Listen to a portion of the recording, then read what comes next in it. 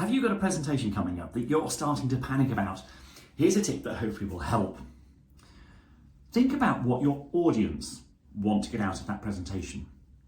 Why have they come along? If maybe they've been told to be at this meeting or presentation, what do they actually want to take away from it? What they take away might actually be quite different from what you're thinking about you want to talk about. So you might be thinking, I need to communicate points A, B, and C, and your audience actually thinks going, we want to know about X, Y, and Z, because they don't even know that A, B, and C exist.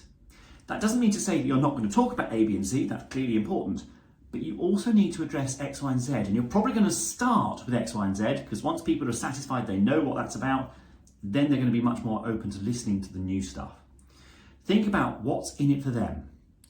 When you stand up to speak, your audience sat there going, come on, I want this to be useful, relevant. That's up to you as presenter to make sure your content is useful and relevant to every single member of your audience. If you're not quite sure how that works, ask your audience afterwards, did that meet your needs? If it didn't, you need to change something. Hope that helps.